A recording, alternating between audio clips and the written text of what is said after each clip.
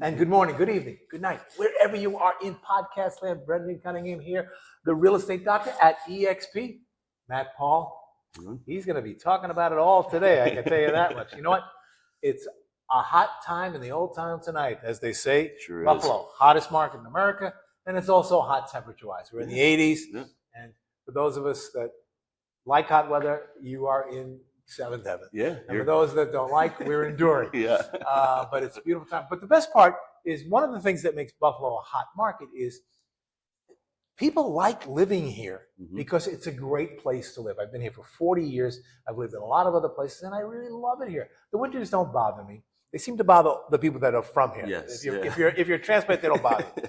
But part of the reason why people love it here is the summers are glorious. Yeah, they can't beat the summers here. The falls are spectacular. You don't have to go to Vermont for the foliage. Yep. And the springs are, unless you're out in the farm country, what they call that mud country, you have flowers. Yeah. So we have a pretty good weather base, believe it or not, other than the snow that people get nuts on, which is unfair. But the other thing is there's so many things to do, especially this time. There's a festival every week. Yeah. We just had, Taste of Buffalo downtown? That Taste of Buffalo was last weekend. Right now it's Old Homes Days in the Village of Williamsville. And then it goes to like Canal Fest in Tonawanda.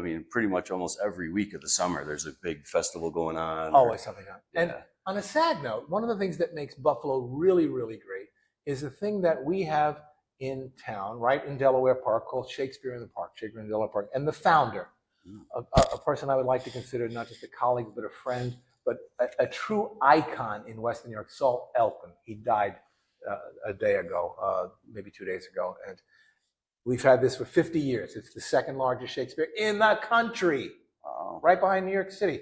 We get 40,000 people a year there. And for 50 years, I did the math. I think that's 20 million. Yeah.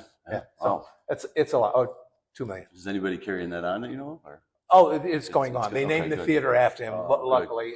And luckily, he died when the first show of the season closed, which was nice. Good. So now, next week, they go up with Richard III, which I have done before, and I'm looking forward to see. But Saul Elkin, wherever you are, thank you for making Western New York an even better place to live. I give you a moment of silence, but hey, we only have a couple of moments here, so I owe you a moment. Having said that, you were talking about some interesting things that you saw. Yeah, I was reading in Business First that the baby boomer generation. What are you looking at me for? Well, no, I'm just it's making eye contact.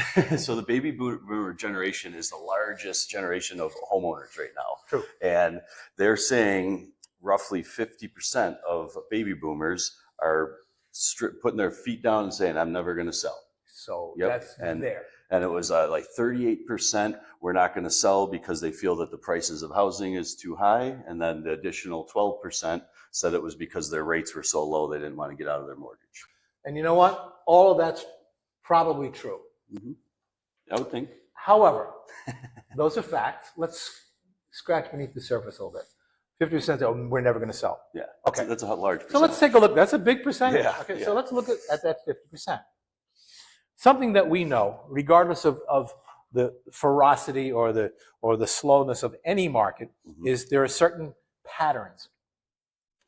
80% of the market never changes. It never goes away, whatever market you're in. You could be in Hawaii, you could be in Washington, D.C., you could be in Buffalo, New York. Or Alaska. Or Alaska, for that matter, where they really get cold weather. Yep. Oh, please, it's so cold up there. It's like you don't want to know. Yeah. But 80% of the market doesn't go away, and we sometimes refer to that 80% as the DDTs. Death, divorce, transfer. Now, those boomers like myself, I'd like to live forever. Actually, I probably wouldn't, but I'd like to live for a long time. Chances are I probably won't. Chances are 20 years from now, I'm out, okay? I'll be way beyond the actuarial chart. So I don't know that I can beat the death thing. Divorce, well, I'm not planning on getting divorced, but it could happen. Yeah, anything can happen. Think about how many people do you know have been divorced, and chances are there's not anyone out there that won't be able to raise their hand and say, yeah, I don't know anyone, because everybody knows somebody. Correct. You could be the product of a divorce. I've been divorced a couple of times. I mean, and I helped the chart, I guess. But you got death, divorce, and then you have the other thing, transfer. Well, transfers, typically, they can be willing transfers or unwilling transfers. If your company is moving from Cincinnati to Buffalo, well, I guess you're moving to Buffalo if you want your job. And jobs tend to make this country revolve. Everyone wants to come to the United States because they can get jobs and do they have businesses and do well. That's why they come here. When you travel in Europe, you've been to Italy, I've been to, why would anyone leave those places? I know, right? You would never leave those. Well, you would if you wanted a job. Yes. I mean, what do they have, a 30% unemployment rate? Yeah. And the poor guys in Italy, they live at home till they're like 35 because they can't afford an apartment. Yep. You know, and they're unemployed. Yeah. So it's not good. So death, divorce, transfer. Those numbers will skew that 50%. Correct. And some people would argue that, well, a lot of the baby boomers are already into retirement or heading into it, but I disagree. I mean, my father's a baby boomer. He's still working full time. Yeah. You know, you're still working full time. Yeah. So there's still a lot, you know, of transfers or relocations that can happen within that generation. 100%. And transfer doesn't mean from Cincinnati to Buffalo. No. Transfer could be from Williamsville Yep. to Orchard Park. Exactly. Okay. Yep. Which you don't see a lot of. You may see Orchard Park to Williamsville, but not the other way around. Yeah, no. Um, Usually the north towns and the south North towns, and they south, stay where they are. They stay where they are. Yep. There's a line of demarcation, right? It was a transit road or, Yep. Yep. or Walden, something like that. Yep. But yeah, so when you read things, it behooves you to call your local real estate specialist. Be nice if it was one of us, because Yep. we probably would know the answer faster. But say, what does this mean? Can you explain this to me? Yep. And the person who asks the dumbest question in the room, like, what does this mean? Because, well, it's pretty self-explanatory. Yeah. That's the best question. It because the information is the information that's behind that. Yes. You know, And it's nothing not exists in a vacuum. No, and it's not always easy to understand or see, but when you're really thinking through it, and that number can also be very discouraging. 1 out of 2, you know, I mean, come on, that would be really, if that was completely factual, that would mean that we're going to have a shortage of houses. We'll have a here, shortage, you know? yeah. Yeah. But we've seen actually in the last few weeks a surplus of homes hitting the market. Inventories, here. yeah. We've seen more listings come on. I've seen more listings come on in the last 2 weeks, I think, in the last 2 years. At least 2 years, Yeah. yeah. And then Yeah. also price reductions at the same time. And price reductions. Right. We look at barometric readings Yeah. very, very differently Yeah. than the civilians do. One of the readings that I look for is every once in a while, you'll see this, and then you'll see a little more, where they'll offer some sort of an incentive to the agent. Yes, remember they have buyer bonuses. Buyer They bonuses. used to do that. Buyer bonuses. Yep. And you're starting to see a few bonuses coming in here. Mm-hmm. Where, you know, get me an extra showing here and I'll give you whatever. Yep. As soon as you start seeing that, it means the market is starting to Tip. do the little tipperoonie there. Yep. And is it a good thing? It's a thing. Yeah. You know, I always say, you know, real estate is not a commodity. It's a necessity. Like clothing, you have shelter, clothing, and food. Yep. You have to have those things. Now, with food, you can alter your purchasing habits a little bit. Maybe not have the steak this week. Agreed. Okay. Yep. Or not have the lobster, which is lobster, they're like $25 a pound. Oh, that doesn't sound far Well, off. Yeah. I used to be in the lobster business, so I would say, okay, let's think about this. If you get a decent sized lobster, which is going to be a pound and a quarter, okay, so that's like $30 for a lobster. Yeah. And how much meat is actually in a You're not getting pound and a full quarter on lobster? that. You get about a quarter of a pound of meat out of that thing, Yeah. and that's about it. That's an expensive meal. Yes. You might not, in inflationary times or times where we have interest rates that are what they are, you may not have lobsters often. Yes. Yep. But you're going to have something, food. Yep. Yep. And sometimes you don't want to transfer, but you have to transfer. God forbid you need a house that's on one level. Yeah, exactly. You no longer can do stairs. My wife is, she's getting older. Well, I hate one level houses, the ranch house. Yeah. I always say, listen, I'm not little Joe on the Ponderosa. I don't need a ranch. But she'd love to have a ranch. Okay. Yep. A lot of people love And ranches. and the amazing thing about ranches is there's not a lot of ranches. No. You hardly ever see ranches on the market. Well, they fly off the shelf. Fly off the shelf. Yep. And you say, well, they should build more. The builders don't want to build ranches because they're the most expensive. they're the most expensive. There's a bigger footprint. Bigger footprint. The roof is bigger. Everything's bigger. The foundation and the Found roof are the everything. two expensive, Stop. the most expensive. So they don't want to build them. And when you see them, they're usually special orders. Yeah. Yep. Custom. Custom. You can do anything. As I like to tell people, listen, you do anything you want with money. Yeah. Well, could I knock this out? Yeah, sure. Whatever you want with money. It's your money. You do it. I wouldn't do it, but you want to do it, knock yourself out. This is America. Find the right builder that'll build off of your prints, and you do it. Yeah. Yep. So we have a series of things that are happening in our market right now. This is a great place to live. We have festivals going on. We have inventory is starting to increase a little bit, Yep. which is a good thing. It's good. We were in an unhealthy market. When you say for the last few years, You know it was what? very unbalanced. It was unbalanced was one of the nicer euphemisms. And even when people say, I hear you're in the hottest market, and I'm right. That's right. What does that mean? There's nothing to sell. Yes. That's what that means. Yeah. The supply is here and the demand is here. That's what that means. Yep. That's a tough market. Yeah. For everybody. It's a tougher market for the agents. And because of other mitigating circumstances, or not mitigating, but factors that, like COVID, totally disrupted the market in the last 5 years, in addition to all these things. Yeah. So we've had a perfect storm of crazy events that have made for a crazy market. Yeah, absolutely. You know, I mean, there's no nice way to say it. Nope. It's a very unpredictable market, right? But what is predictable is that things will continue to change. Yes. And I've been looking, and I'm thinking back how we used to do business, and in many respects, we did business years ago in a somewhat more charming way. Yeah. It was very casual. You want to look at a house? You call this guy up over here. You say, Matt, what are you doing this afternoon? I don't know. What are you doing? He says, well, can you show me that house in the corner? Sure, come over. And he'd show you the house. Yep. That cannot happen today. No. Not allowed today. And it was goofy back then because the guy that was calling, well, hopefully you knew the guy, but maybe you didn't know him all that well, and maybe you didn't have too many conversations with him, but you probably didn't or wouldn't have pre-qualified him. Yeah. Other than say, so listen, how much of a house what are you looking to spend? Something like that. But you'd show him. Yep. And you'd use those initial showings to sort of qualify the guy. To build the rapport. And say, so how much money are you budgeting for your down payment? Oh, does that include your closing costs? You do it that way. Now, that's out the window. Now, you have to sit down with an agent. If you want to see a property with an agent, you have to sit down with that agent. He has to discuss a series of things that are important for you to know, not just on fair housing and some of those things that some people say, well, they're just boilerplated. And no, they're important stuff. Yep. But then you have to sign documents that say, I recognize that you are working for me, and I recognize that there's compensation involved, and this is how it's going to get paid out. Now, just like you did in the old days, you can still have the seller pay that compensation. You can still do that, but you have to explain it ad nauseum now before you can show a house. The only other way to see a house with an agent is if you go to an open house. Yes, correct. That's it. Yep. And when the open house is if it's over at 1, it's over. Yeah. Now you got to make an appointment. He's got to sit down with you and do all that stuff. And we also need the boarding pass too. You need to be pre-approved. Well, one of the things that would have happened in the olden days, you might have been a little casual about. And if you think about it, it didn't make a lot of sense for a number of reasons.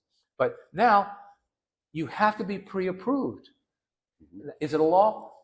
No, it's not. But the agents that have the listings, it's an expectation. It's an expectation that they mandate, and they say, here, you can't show this property unless you have this document. Properly vet your clients so that you're not wasting anybody's time. But that's really the key.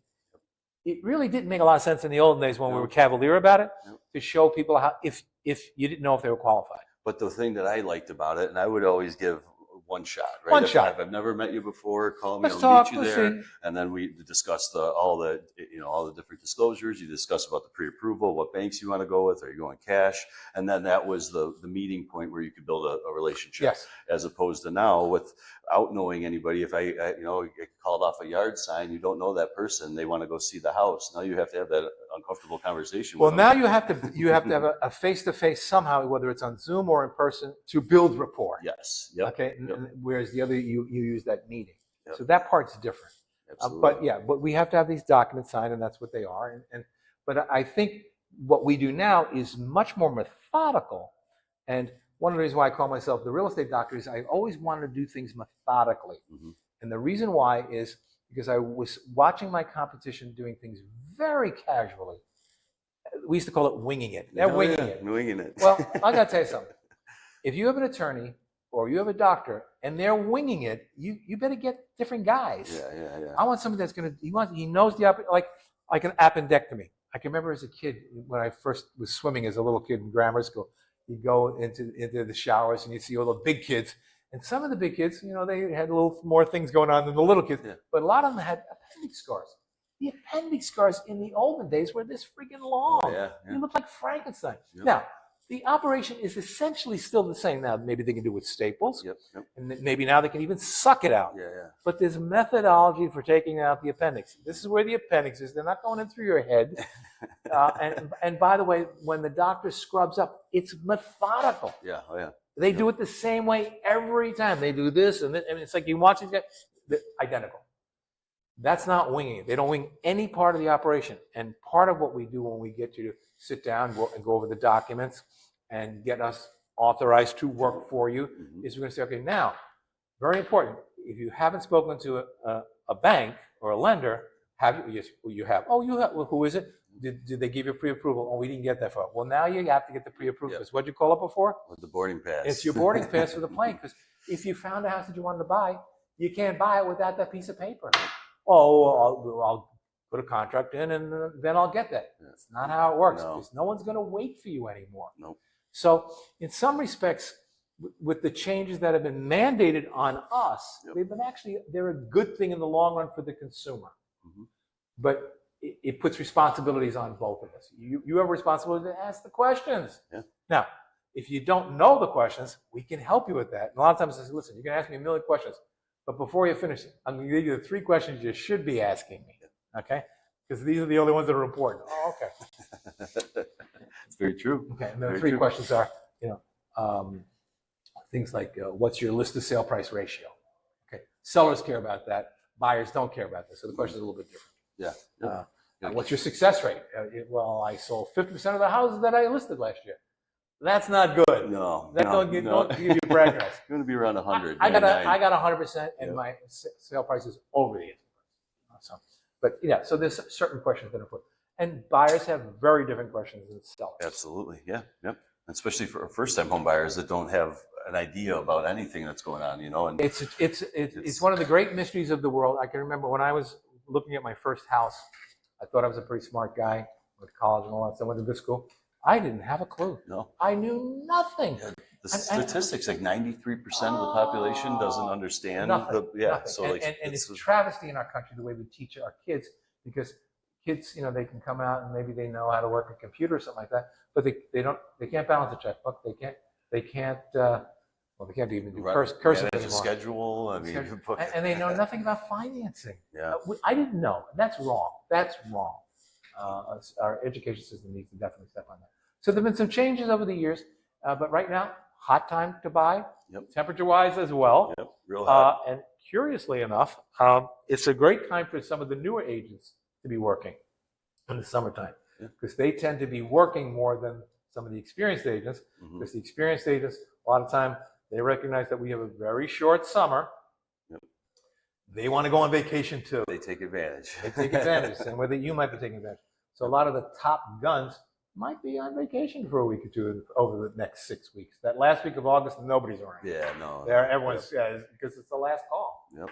The new guys, they need to work because they don't have any money yet. Yep. But they're struggling. But so there's interesting things going on in the marketplace. And again, homage to Saul Elton, who passed this weekend, and he's an icon. He's right up there with Russell Salvatore, and those guys. Buffalo. He was a true mensch. Absolute true mensch. It's too bad. But so I'll be at the theater next week watching him do it. What other things are going on? I've just seen personally. I've taken on a lot of listings. You have. You're like you're an animal. You're a machine. But it was an odd May and June. It was a little bit slower than normal. I'm doing a lot of research and things like that. I was busy, but not writing contracts. And then this month it's picked up with activity. So it was a major spike the last 10 days. Yeah, and right around the 4th. So normally the 4th of July is a bust. Yes, yeah, but it was hot. Everyone's hungover from the fireworks or whatever. Yep, and the family parties. But it's been really hot July. So it'll be interesting to see what happens in August, because usually August, like you said, it slows down. Well, it's especially the second 2 weeks. Yep. But so if you're looking to buy a house, give us a call. You're looking to get in the real estate business, give us a call. Yep. You're looking to just ask a question about anything. Yep. What's the thing you do? Search. What's that? Follow, like, subscribe. Yep. That's what it is. Reach out, comment, however you want to get a hold of us. Both of our information is always on the description as well. You can get a hold of us by cell phone, email. we'll be available. And we'll to point help you in the right direction. If Yep. we can't help you, we'll point you in the right direction. Exactly. And don't forget about investors. Investors, if Investors. you want to get into investing, I'd be happy to help. Brendan knows we're both And investors and ourselves. unlike New York City, I was listening to this thing just before I came in here on Bella Via's show on BEN there. Mhm. They were talking about New York City. If you're a landlord, you should just shoot yourself. Sell it. It's just everyone. And then now they're talking about the Mandavi thing coming in. Yep. The new mayor. Yeah, I mean, hey, I don't want to get the political thing, but that can't be a good thing down there. Nope. But we don't have that issue. This is a great, and the city of Buffalo especially is a great place to buy and invest in. Absolutely. Today. Going nowhere but up. Yep. A lot of people from New York City are coming this way. I've placed a few in the last couple of years. Sure are, because they know that this is good. Yep. So keep us on the radar. Keep us on the radar. Like, subscribe, and the other thing, and all that stuff. Thank you for tuning in. We appreciate your time. Let us know if we can answer anything on the show. Brendan Cunningham, the real estate doctor, saying, catch you later. Eat the potato. See ya. Great.